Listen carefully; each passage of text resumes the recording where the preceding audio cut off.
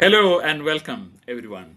We are thrilled to have you join us today from different corners of the world for what promises to be an inspiring discussion from ordinary to extraordinary. And this session is all about transformation, growth, and the incredible journeys that take us from where we are to where we aspire to be. I welcome all of you.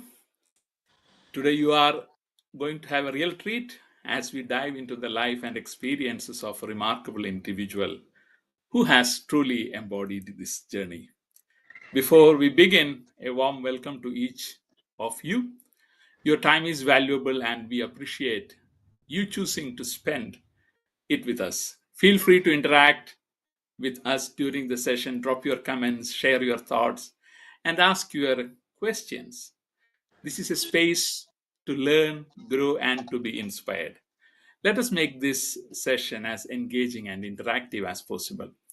Now, I like to welcome my guest, VT Rajan. I call him Rajan sir, and he said, "Don't call me sir." So Yeah, yeah. it is VT Rajan. So just a quick words. Mr. Rajan was my departmental head while working with Union National Bank, and I consider him as my guide, mentor, and coach and teacher, whatever way, and one of the truly inspirational leader with whom I have worked. And it is a privilege to have him. His experience spans across India, Oman, Dubai, Qatar, and has worn many hats, being a retail and corporate banker, human resource strategies, learning and development, and organizational development practitioner. He currently works as CEO of Raj Associates, where he makes and continues his passion for learning. Welcome. Thank you, Phoebe, for those kind words. Thank you so much. My pleasure to reconnect with you, Phoebe, after a hiatus of about a couple of years or a few years. Indeed, my pleasure. Thank you. So I just like to uh, take you to your childhood or not childhood, like the first job. What do you remember? How did you land into your first job? What Yeah. was the story behind that to start with? Uh, I completed my degree way back in 1976. There were no computers then. Especially, I hail from a very normal, ordinary, middle class family in India, and jobs were not aplenty. Most of us were aspiring to become uh, typists, stenographers, or some clerks in private companies because government jobs were very far and few and competition was phenomenal. Job opportunities were very less. Thanks to Madam Indira Gandhi, who nationalized banks in the year 1969, banking networks started expanding and they needed people.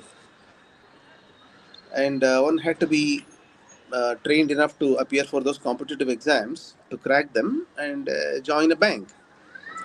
I always thought that I was not fit for it or I was not up to it. It's a very funny, interesting anecdote I would like to share with all of you, whoever is watching or might watch later on. I had a complex because coming from a background where we don't speak much of English, I got educated in a normal, ordinary government school called Mehboob College, where the spoken language is only Hindi. Though it's supposed to be an English medium, we always used to speak in Hyderabad Hindi in the school. It's called college, but it's a school, more than 150-year-old institution. So I had this challenge of not being able to speak in English until my 10th class. Then they introduced the system of 10 plus 2. 11th and 12th, they call it plus 2 in India, junior college.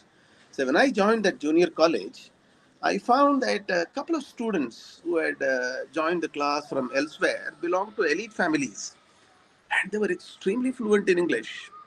And I was struggling hard to just somehow converse with them, but I had no confidence. I couldn't open my mouth. I was tongue tied. And any lecturer who used to enter the class always used to pick on those boys and only address them, talk to them. And they were from army background. Some of them are children of judges. And I was shrinking within myself, withdrawing completely in a shell. I went in one day, I was so sad. I went and confessed to my elder sister, who was a banker. She's older to me by 4 5 years. She had already joined a bank. She said, "No, you're quite talented. You know everything. Why are you so shy? Just go and talk to him." I still remember the guy's name. He's Subbarao, son of a lieutenant colonel from Sainikpuri, Secunderabad. Secunderabad is a city in India, in the current Telangana state or a province. So once I started speaking to him, all my confidence rushed back, and I kind of discovered how much I had bottled up. Because I was a, it's not that I'm trying to brag. From my childhood, there has always been an inclination to read, and this habit I should thank my dad, because my dad used to read a lot of novels. I'm talking about late 60s, early 70s when I was in the school. And there were certain books which my dad used to say, my dad is from the army, he used to say, these books are not meant for you. So the moment they forbid you to do something, as a child who's just stepping into the teenage, I was 14, 15, your curiosity is aroused. I can still recall very vividly a particular author called Harold Robbins. And my dad was reading a book written by Harold Robbins. The title I still remember was Stiletto. And some of my friends said these books are highly erotic. Harold Robbins writes a lot about erotic stuff. At that age, when you're young, generally the curiosity as to what is hidden there, you know, propels you. So when my dad goes to the office, leaving the book in the house, I used to thumb through the pages, earmark those pages where the erotic stanzas or paragraphs there, read and reread them. That's how my interest in books started. Then, as I grew, stepped into the college, I realized, there's a lot more to books than just erotic passages. I caught up with reading, I started with Enid Blyton when I was in the school. Mm. Then, many of you, I don't know how many of you would be able to relate to the authors that I am talking about. Could be possibly James Hadley Chase, Edgar Wallace, Arthur Haley, Perry Mason, Agatha Christie. All these were great authors whose books I used to gobble up. So that gave me an advantage of having a lot of stuff inside me which I was not able to express or speak because of my being very shy, lack of confidence, because I don't come from that kind of an elite family. And I always thought that those people who are coming from public schools, private schools, were much better in articulating their ideas and thoughts. So once the floodgates opened, there was no holding back. So that's how I stepped into college, to be very, to sum up or to not bore the audience, whoever might listen to it. I completed my graduation, and even before I completed my graduation, in those days, even you might not be able to relate to Phoebe because you are pretty young. India had this employment exchanges where you could go and Mm. register yourself. If Mm. you're unemployed with qualifications or about to qualify yourself, you can go and get yourself registered in the employment exchange, giving your qualification certificates, and the employment exchanges would have um, a match of your skills with the employment needs in the industry, and they would call you for interviews. They would recommend you for interviews to companies and corporates. I'm talking about 74, 75, 76, 77. So I had gone there to get myself registered at the behest of my dad, who said, "Go get yourself registered," because I had passed some typing exam. I was very good at typing. My speed was phenomenal. And I was reasonably good at shorthand also, Pittman's shorthand. Shorthand, anybody who has a fair amount of grip over the English language can very easily pick up in those days. So I had finished these two exams as a college student, passed out of this state government's recognized institutes. And then I had gone and registered myself in the employment exchange. And to my surprise, when I was in my final year, I get a small little postcard asking me to appear for an interview. Mm. It was written in that postcard as MCH. So, in my small wisdom, I thought MCH stands for Municipal Corporation Hyderabad. I didn't want to join a municipal corporation. But my dad had given a diktat and had gone out saying, "You better attend the interview." Mm. He Mm. was dead against it. I could not rebel like any young man. I couldn't go against my father's wishes, but I wanted to defy. I didn't want to attend the interview. I was stubborn. But meanwhile, my elder brother, who had come on a vacation from the army, he's an army officer, he said, no, you got to obey what dad has said. At least go attend the interview. I'll sum it up in a minute or two, how I landed up in my first job. So when I went for the interview, I was 19. 19. My age was 19. And those who had come for the interview there were all of the age of 30, 35, with 8, 10 years of experience from the secretariat to the government of Andhra Pradesh. I didn't know anything. I didn't know a damn about anything. I simply went there without any papers. So I was the last guy to reach. I had no documents, no papers, nothing except this postcard. I showed it to one gentleman who's a technical director called A.C. Datto. He might have gone to God knows where, must be resting in peace in heavens, because I'm talking about the year 1976, 75, 76. So he said, where are your certificates? I said, don't have any certificates. He said, then aren't you a graduate? I said, no, I'm just in the final year. Then he didn't know what to do. He went and consulted his boss, whose name is Dr. Vishnu Pado Bose. These are deeply etched in my memory. Dr. Yeah. Vishnu Pado Bose is a regional director. He's a regional director who was taking care of Government of India's health, overseeing the health dispensation across Andhra Pradesh, which is a pretty large province in India, pretty large Mm. state, which had about 30, 40 districts. So he went and consulted him. So that director must have been about 55, 56 years of age. I was 19. He said, this guy has come all the way, let us give him a chance. So they gave me a few tests and I completed all that. They were a little amazed or taken aback because there wasn't a flaw or a single mistake. And the speed was high compared to those who had experience of 8, 10 years. So he went and mumbled something to the director. The regional director called me. They held an interview and they somehow seemed to like me. I still remember the conversation. He called up Delhi from there in my presence. Okay. And he was speaking to one lady called Sarla Grewal. Okay. Sarla Grewal, you can Google and see. All these are very deeply etched in my memory because I was 19. Sarla Grewal was Secretary, Ministry of Health and Family Planning. It's a very high position in the ministry. Even today, a Secretary to the Government of India is next to the Cabinet Minister, who Mm. formulates policies, oversees the entire health framework of India. So he told her, I got a young man here, 19, who's into the college final year. He's about to complete his exam in another 1 month. But our rules don't permit me to recruit him, but I like him. I want to have him as my assistant. I couldn't obviously hear what the other side was talking. So after the conversation was over, he asked me, will you be able to clear your final exam degree? I said, yeah, of course, sir. Then he said, once you complete your last exam, give yourself a break of 15, 20 days and then come and report to me. Okay. I thought it was Municipal Corporation Hyderabad, but MCH stood for Maternity and Child Health. Okay. Okay. Maternity and Child Health under the Department of Health, Government of India.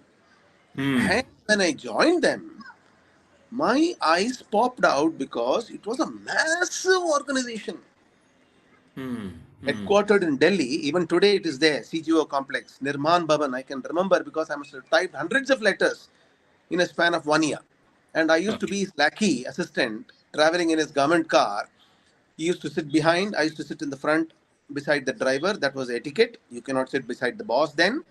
And we used to tour all the districts of Andhra Pradesh. Mm. Mm. And his task was to go and investigate deaths. Mm. Deaths that happened due to tubectomy, vasectomy.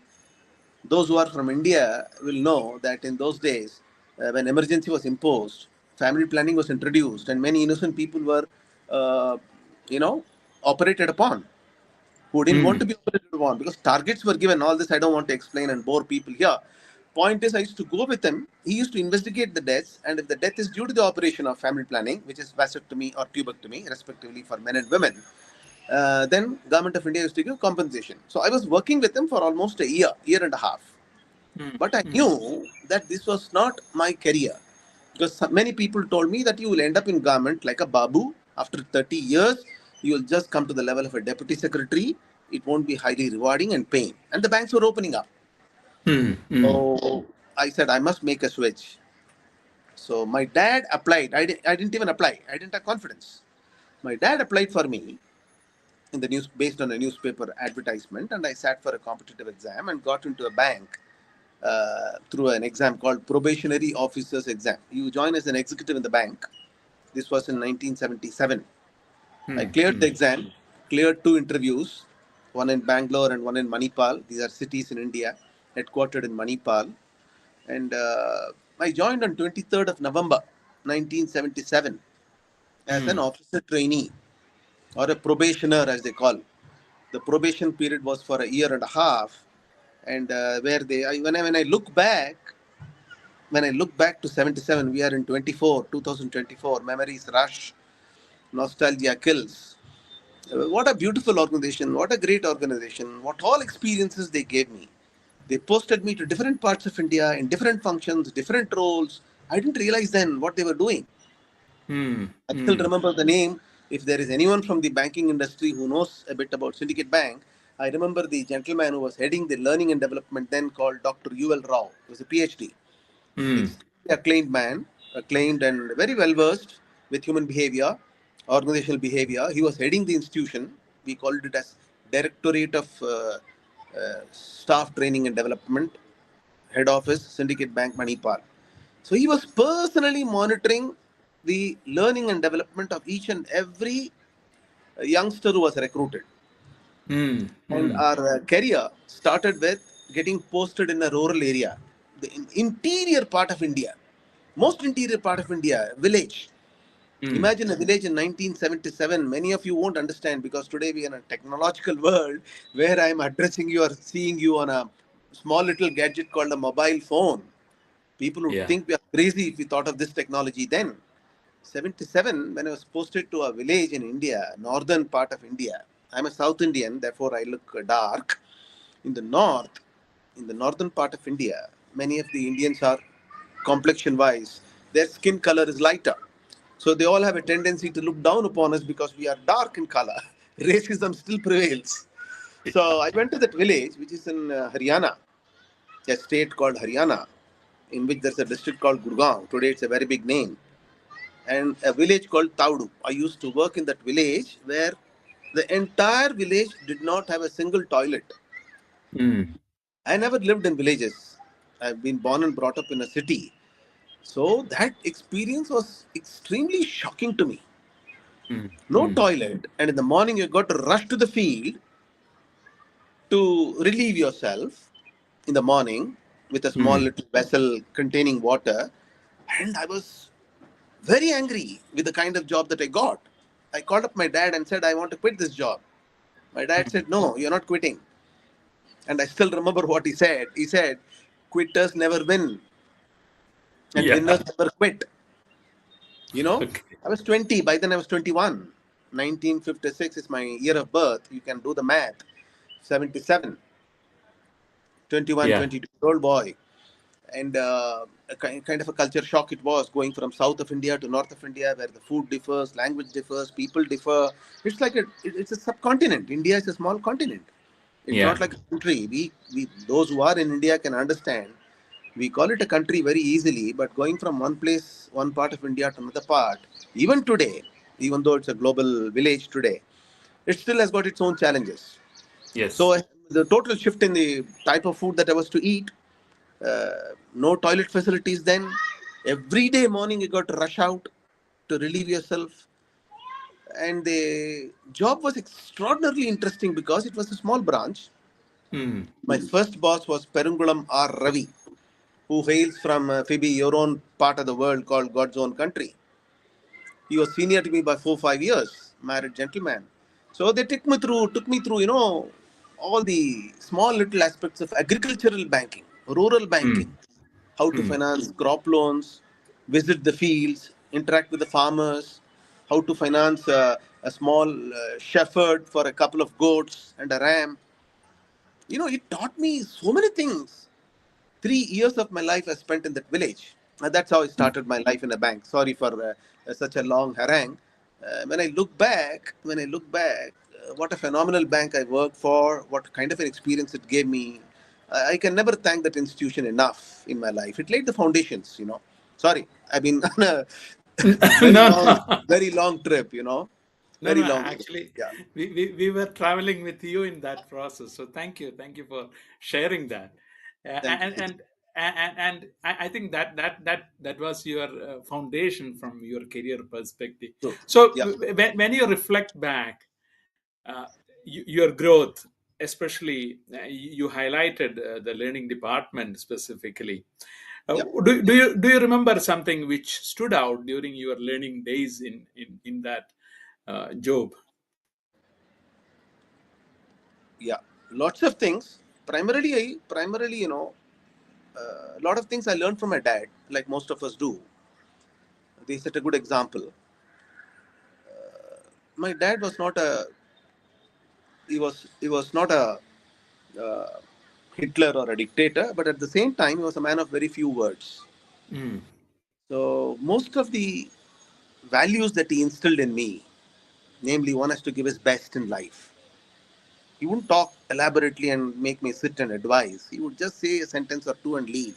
That would make me think. So after I joined, he told me one thing: always try and give your best to the institution. That remained mm, stuck. And I don't know, many of you who might not understand what unions were in those days. The bank that I joined is a public sector bank where the unions were phenomenally strong. At the drop of a hat, there used to be a call for strike, and the entire finance industry would be paralyzed in the country, India. mm, Politicians, the prime ministers were damn scared of bankers going on strike. But somehow I was always against this method of protest and launching a strike, not working, you know. These things I somehow never relished. And fortunately, I had a couple of bosses who were also thinking like me. mm, If you have joined as officers, how can you inconvenience a client? mm, Like, for mm, example, the union would give out a call saying, don't work today, don't accept customers' checks, don't pay them cash. We were harassing the people who were feeding us. So, as a mm, very young guy, I was kind of shocked at the actions that the unions were taking then. But now, that was then. I was 21, 22, not very mature. But now, in retrospect, some of the actions were required. Maybe not like this, but that was mm, the only way they could get something out of the managements then. So, a few bosses taught me certain things. Primarily, what they taught me was most important, especially in the bank during our 1 month of induction program that we had in the bank, integrity. mm, You are recruited into a banking industry, you will be dealing with a lot of cash, money, wealth, of people. So you should never ever become greedy. Induction mm, program, I still remember all those details they used to teach us. If your integrity is compromised, you can never ever come up. And fortunately, upbringing also for many of us coming from normal backgrounds, this is instilled in us in the school and in the family. On top of it, in the institution. So integrity, one has to have hard work. And then to come to the learning and development field, as I told you, reading helped me a lot. I used to gobble up all that comes by way of circulars from the bank, read them up, and listening very intently to what the boss is saying or what a circular demands of you to do in a banking environment by reading it. So these two things helped me a lot, mm. especially listening and reading. And of course, the core values of being honest, hardworking, etc., etc. So these are the things I think that helped me a lot in building my career. You know, Mm, yeah, mm, mm. So now looking back, yeah, how did the shift happen from India to Middle East? yeah. What was the story behind It's that? extremely interesting. Extremely interesting. You know, I bore people to death when I get a captive audience because when you get old, there are hardly any listeners. People escape. Even the gift of my gap, uh, the bank had a policy. I used to work for a bank, as I told you, called Syndicate Bank, which is now Yeah. merged into a bank called Canara Bank, a fairly large bank. So they were on the lookout for faculty to post them into the different training colleges that we had then. We had about 12 training colleges across India. So there was a competitive exam, written exam. Criteria was defined that you should have minimum put in 8-10 years of experience. You should have cleared an exam called CAIIB, Chartered Associate of the Indian Institute of Bankers. You should have had branch banking. Your career should have been very clean, clean record in the sense you're not charged for any malfeasance, misbehavior, indiscipline, blah blah. All those criteria you fulfill, and then you appear for an exam. I don't mean a written exam. I'm talking about the exam. The selection process was like this. I was working as an auditor in Nagpur. I was working as an auditor in Nagpur 3 years, auditing the bank's branches. Okay, my age was what, 36, 37. Working as an auditor in Nagpur, wanting to come back to Hyderabad, which is my home state. I could not. Then there was a guy called Muralidharan. He also comes from your part of the world, God's own country. There are Yeah. hundreds and thousands of people who helped in their own way, which is why a very beautiful Telugu proverb which says, Endaro Mahanubhavalu, Andariki Vandanamalu.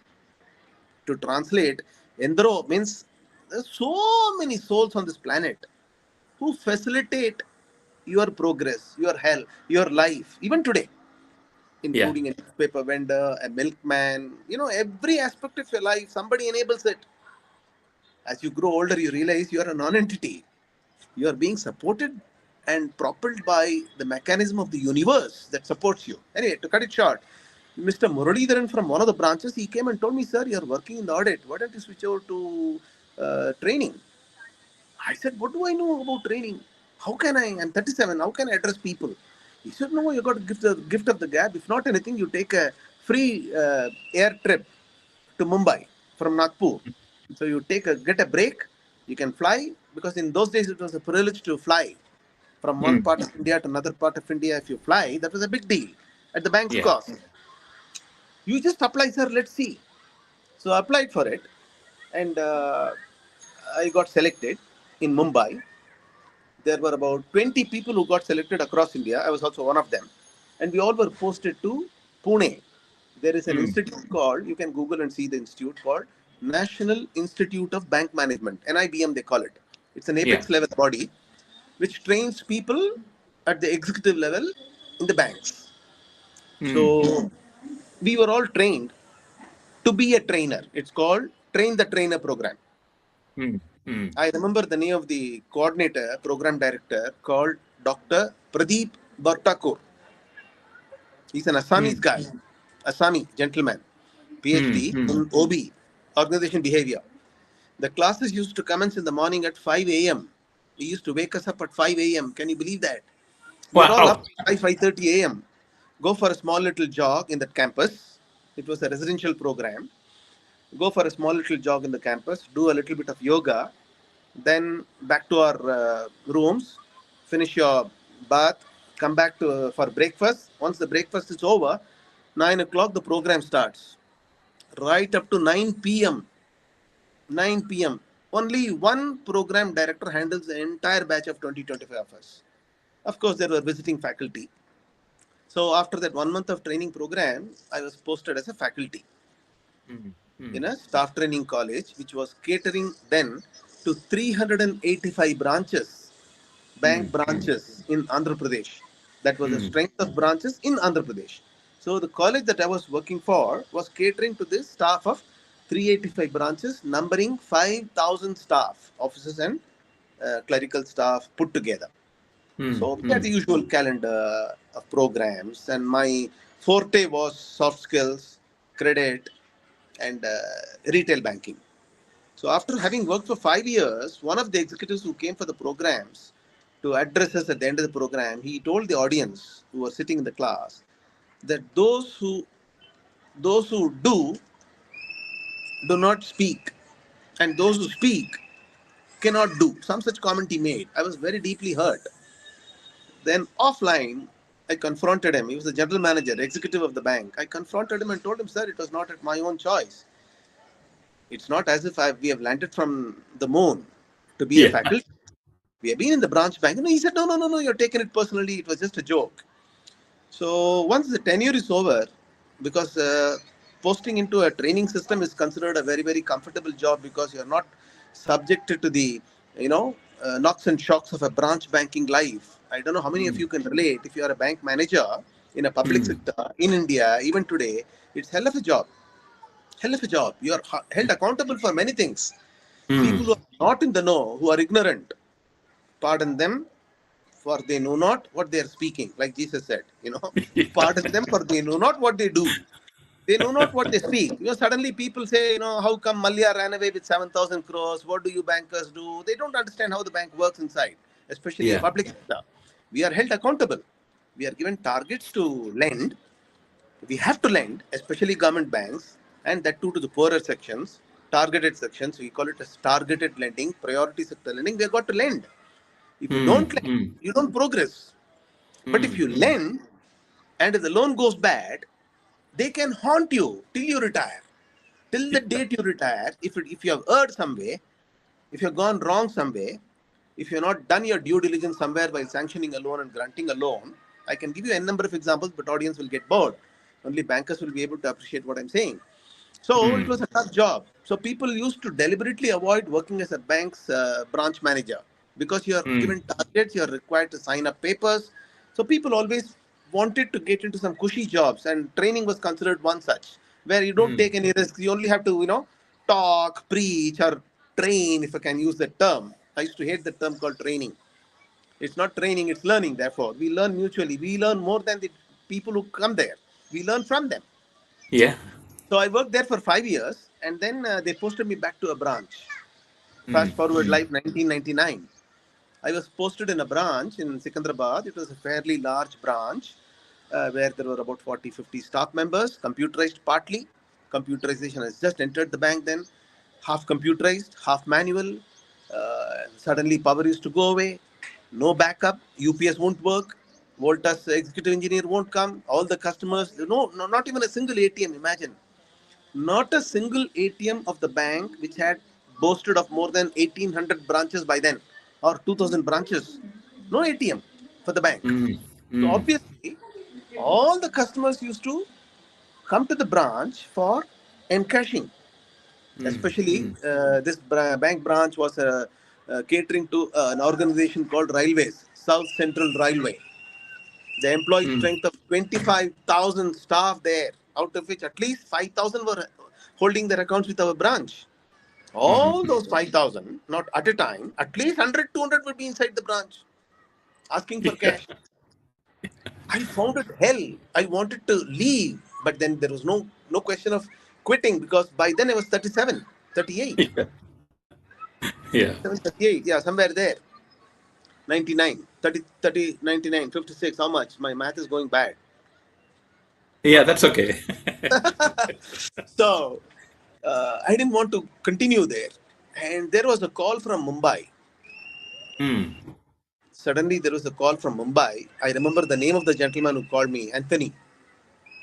A gentleman called Anthony called me. And Anthony was working for a company called Personnel Selection Services, PSS. Even today, I think the organization is still there. I'm not sure whether Anthony is there. They called up the bank's landline and said, Are you VT Rajan? I said, Yeah. Are you the branch manager? I said, Yeah. Would you be interested in a job in the Middle East? I was like, My God, there's a Dubai lottery coming here. I subdued, I contained my happiness and my excitement and said, Yeah, I won't be minding it. I would be more than happy to take a chance. Then they said, Okay, will you be able to attend an interview in Mumbai? I said, Yeah. Then they scheduled an interview on a working day. Monday to Saturday, we work. And for a branch manager, for those of you who do not know, a branch manager generally holds the keys of the strong room, as we call it, the safe Yeah. custody of cash. So I'm a joint custodian holding the keys along with somebody else, the second in command. So if I have to leave the bank, even for a single day, I need the permission of my controlling office. I have to take permission, hand over the documents, hand over the keys, which they don't generally allow you. Not so easy to take simply off. So Yeah. I called them back and said, Can you hold the interview on a Sunday? I just took a chance. They Yeah. said, Why not? Come on a Sunday. Yeah. So Saturday, I finished my work, not knowing that they would reimburse me an airfare.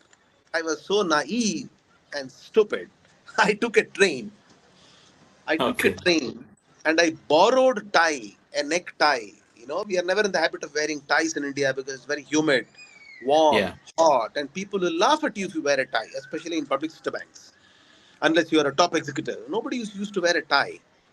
Air conditioning had just started in the bank's branches, so I never was in the habit of wearing any tie, not even for my marriage.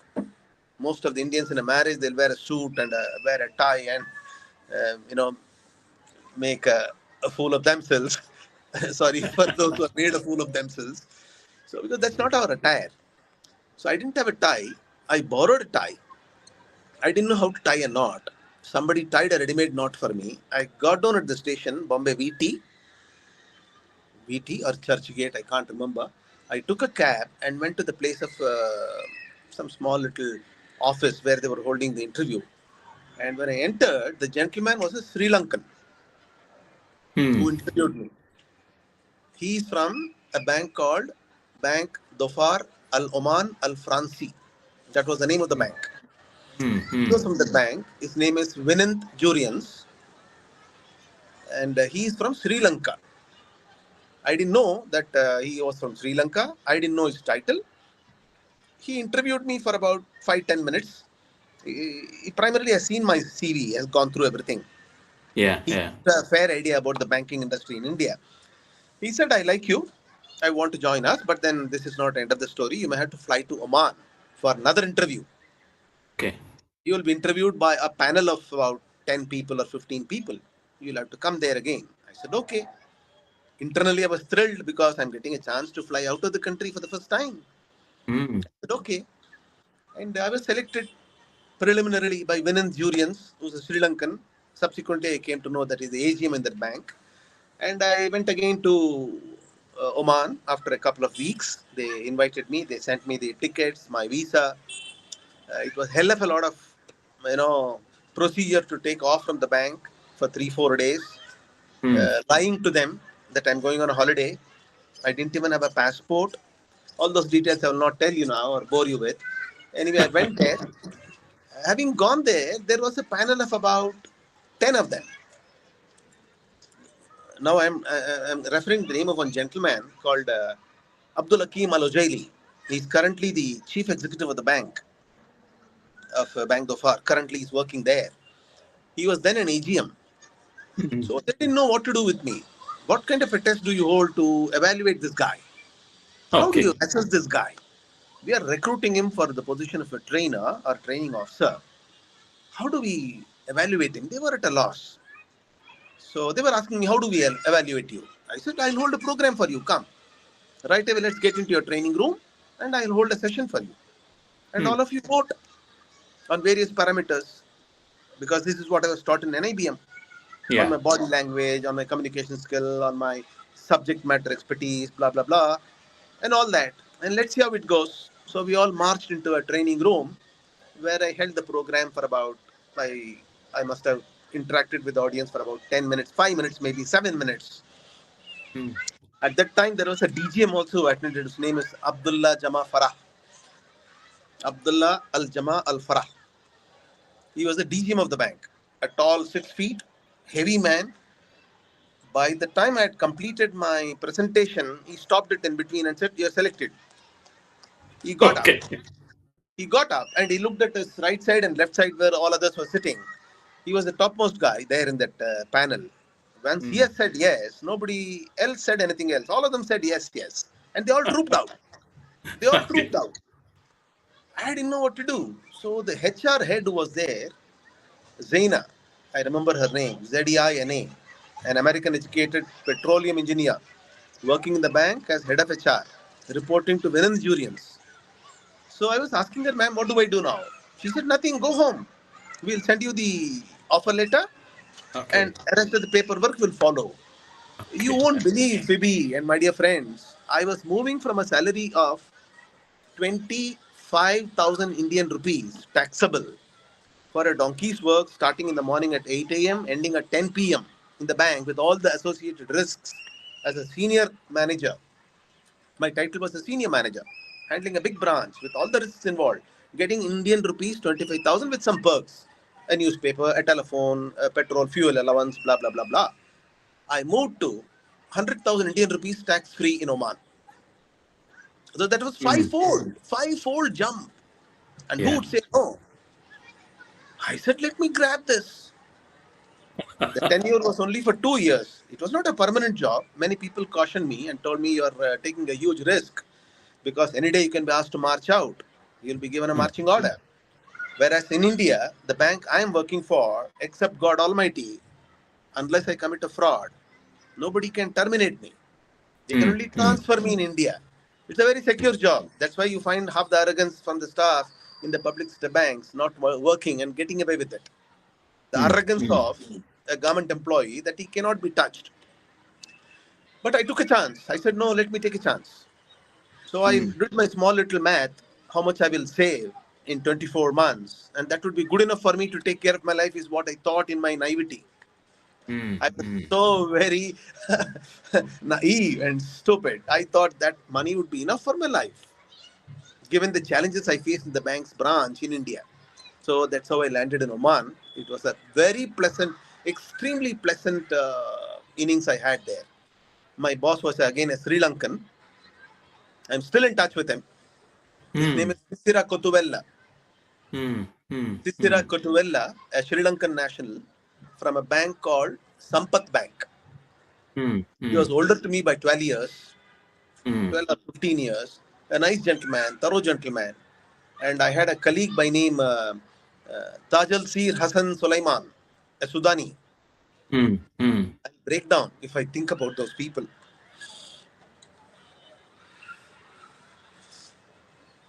It was a shock, cultural shock, and they treated me very well. You know, these colleagues of mine, I can never forget. Yeah. The Sudani guy was so good to me, so good to me, the Sudani gentleman, and even the Sri Lankan. They made me feel comfortable. And all the staff in the bank, they were all so very pleasant, so very good. I have no words to describe. I went with a apprehension about a Muslim country, Oman, because it's all indoctrinated that Muslims are radicals, they are very conservative, this that. But to my pleasant surprise, Omanis, I will say this till my death, extremely friendly people, good people, matured people, the country's culture, ambience, very very peaceful. I wouldn't know the internal mechanisms of that country. My short tenure there for 2.5 years or 3 years, I enjoyed it thoroughly. The bank, its culture, the staff, the executives, not a single person would scream or shout or use bad language. You know, Mm. Mm. highly professional, highly professional. 8 o'clock, the bank starts. In those days, I joined them in the year 2000. 2000 to 2002 or 3, I was there with them until I moved to Dubai, Commercial Bank of Dubai, which was also a phenomenal bank.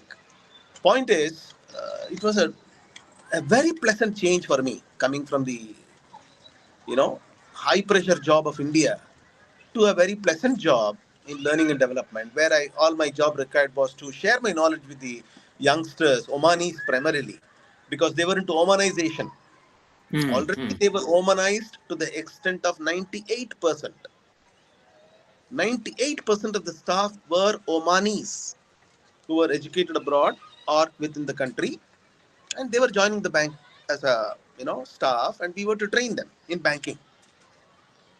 So that is where I used to go to your counterpart of EIBFS that is there in uh, Oman, College UAE. of Banking, Yeah, yeah, in UAE, a similar one you have there in Oman Institute of Banking. I can't recall the name there. In fact, College I of was Banking offered. and Finance.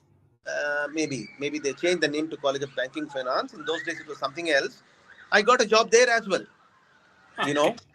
when I went for a couple of guest sessions, they motivated me and said, "You join, we'll give you much more salary, and we'll give you an additional bonus every year. 12 months salary, we'll give you 13 months salary, and you get 2 months vacation, unlike a bank which gives you 1 month vacation." But Okay. I couldn't leave the Bank Yeah. Oman, Bank Dhofar. That's how Yeah. I landed in Oman. Sorry for the long harangue about my No, no, journey that, into learning and development. People were very, very that, good. I was lucky. I think I was lucky. Primarily, all of us are lucky. We are all lucky. We don't count our blessings. yeah, yeah. I wouldn't say it was completely a I'll be a liar if I were to say that I had a complete cakewalk. No, I had my own challenges, small little challenges which are not worth it mentioning. But Yeah, yeah, the overall scope of things, Almighty, if you are a believer or a non-believer, doesn't matter. yeah, I think the universe somehow conspires to help you if you have the good intentions. So from then onwards, 2000 to 2017, 16, I think I quit Union National Bank somewhere there, end of 16. It was such a pleasant journey. Every bank that I worked in, I can't tell you how much I enjoyed. The people, the executives, the policies. Unbelievable journey, unbelievable journey. Maybe I was extraordinarily lucky. I don't know. You said from ordinary to extraordinary. I'm no bloody extraordinary. I am no George Clooney. I am no George Clooney. I'm no Amitabh Bachchan or Shah Rukh Khan. I am no charmer. But somehow it paved the way for me. yeah. That I think there there is a is question which I just like to ask you, because there is a participant asked a question to make a mark and stand out. You have got to get the reset button and start fresh. It is a question from Via, sorry. and I'm not able to hear you. yeah. So to make a mark and Mhm. stand out, Mhm. you have got to hit the reset button and start fresh. So it is not always easy, but diving into tough stuff can really shape you. It So does. yeah, so for example, is there any aspects which you think might have helped you in that process, if you can share? Yeah. Once I gained a bit of confidence, as I told you, I came out of my shell. Always underestimated myself, always felt very low, kind of an inferiority complex, if you can use the term in psychology. Once I came out of that shell and realized my strength and a little bit of financial security you set up in your life by the time you reach 35, 40, then I think you should draw a line and say, I will try and explore all my strengths. I am no less beautiful, I am no less handsome, I am no less intelligent than anybody else on the planet. I will give it a good try. I will give it a good shot. If you commit to yourself and tell yourself you will do this, no force on the planet can stop you. It Mm, might look like mm, a sound like a cliche. This might sound like a cliche for many. Even so, many a times I stopped talking because I feel that these terms are so much overused that it sounds like a cliche. Believe in yourself, positive thinking, and all that stuff. But then there is truth in it. There is truth in it mm, because you are auto suggesting to yourself that it's possible. mm, mm. Success is not invariably or only measured in terms of the bank balance that you have. Not necessarily. In fact, many of my programs I ask people, how do you define success? So, as many participants are there, to the power of n will be the definitions that come out about what is meant by success. Success does not necessarily mean having a large bank balance. Having said that, uh, an amount of bank balance is a must as well to lead a normal life. So, don't let anyone tell you money is not important. Money is important, but money is not everything. So, once you start applying that principle, that I will explore my strengths, I'll not be scared. Bottom line, what? I'll be again unemployed. I'm not going to starve and die. I'm not in a Sahara desert without any support at all. I'm not in Arctic, Antarctic. Look at those inspiring guys. Yeah, I'm not able to offhand recall the names of those movies. The guy who got his hand stuck in the rock and was stuck there for I don't know how many days, on which there's a movie. What is that movie? I'm not able to yeah, recall. Yeah. And similarly, those miners, coal yes, miners inside the coal mine for 32 days. We are not in those situations. yeah, So one has to motivate oneself. One cannot attend a program and get motivated. You got to mm, motivate yourself. It's a tough world. It's a tough world. Any part of the world, it's tough. It's a dog eat dog world. It's not all that hunky dory everywhere. Any corporate life, anywhere, including business, you yourself, if you're an entrepreneur, it's not easy. It's not mm, easy to survive in this world. But having said that, the challenge lies in doing that. If everything is offered to you on a platter, if everything is offered to you on a platter, life becomes very dull, very boring. yeah, That's most of the successful families where there is lot of wealth. You take Bollywood. I'm not generalizing. Don't get me wrong. If you have got everything in life, there is no purpose in life. At the top of the head, if you can buy a helicopter, a yacht, a couple of Rolls Royce, you can zoom around the world, have breakfast in London and lunch in the US, and maybe dinner in India or Brazil or Japan. If you got that kind of a lifestyle with a lot of money and a private jet, you'll get pretty bored. That's what I feel. For people like us who are not into the hi-fi society, there is always a purpose. And the purpose one cannot define. One has to define one's own purpose. So to answer the gentleman who asked the question, uh, one has to get that confidence that I will do it. Whatever be my goal, I set my goals myself. There is Yeah, no yeah, need to set my goal. Only when you are very young, somebody sets you goals. Even in a corporate life, in your annual ritual of setting up your goals for the year, I used to find it silly. Why should somebody else set a goal? I will set my own goal, which is much more than the goal that he is going to give me, because I'm going to challenge myself. I'm not there to please my boss. It's incidental he gets pleased if I do well, but I'm there to please my own self. You know that kind of an attitude, if you can bring into your everyday life, life will be glorious. I'm not trying to say this for effect, Phoebe. You know me very well. We've been together for what, 7 years, 8 years? yeah. Yeah. So one has to have that kind of a inbuilt mechanism to say, I will do it. Whatever be the field that you take, you know. Yeah. Yeah, sorry for that again. This is No, no, one of the drawbacks. I was enjoying the conversation and the free flowing, and I didn't want to disrupt you with any questions, but you Oh, actually touched on most of that. So I know we had a long conversation.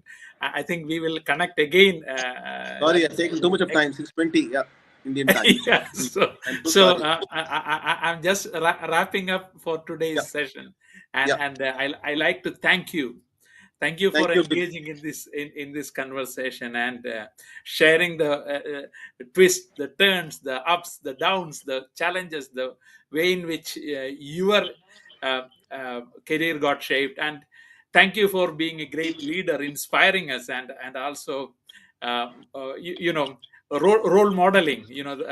As in the leadership challenge, there are 5 practices, which one of I have seen you practicing all the 5 practices which the leadership challenge If I can, sorry for highlight. interrupting you. If I can interrupt you for a minute more. Yeah. The credit also goes to our bosses. If you remember, Yes. I learned a lot from a gentleman called Chantanu Mahapatra. Yeah. Yeah. Chantanu Mahapatra, an epitome of modesty in spite of so much of knowledge. He comes from State Bank of India. He was an ex-DGM there. He currently is in Odisha. I learned a lot from him. You learn a lot from everybody. Those are the people who inspire you. Our own Chief Executive Officer, Muhammad Nasser Abdeen, the CEO, such a powerful man. How modest Yeah. he was, how humble he was, how silent he was. He never threw his Yeah. weight around. So when you learn these things and pick up these things, automatically, you imbibe certain qualities looking at others. Sorry for again interrupting you. Yeah. Thank you, No, Phoebe. no. Thank you so much. Yeah. So thank you very much, Rajan sir, and it is a nice And credit goes to guys interaction. like you. I had a team like you, Mr. Phoebe. I still remember the day you came from EIBFS. Yourself, Mr. Muralidharan Raman Kutti Nair, Mr. Suraj. People who are like-minded, who are willing to do things, willing to go ahead, not very narrow in the scope of wanting only increments and promotions and bonuses and so on. So we all gelled pretty well. Anyway, maybe that was an exception. I'm not sure. Others should vindicate, how their life was. Yeah, yeah. Sorry. Go ahead, Phoebe. So I'm wrapping up. Thank you very much, and thank Thank you, you. audience. I know we couldn't take too many questions, but I hope you enjoyed the conversation with Rajan, and hope Thank to you. see you in the next episode of Inshallah. From God will. Ordinary to God will. Extraordinary. Thank you.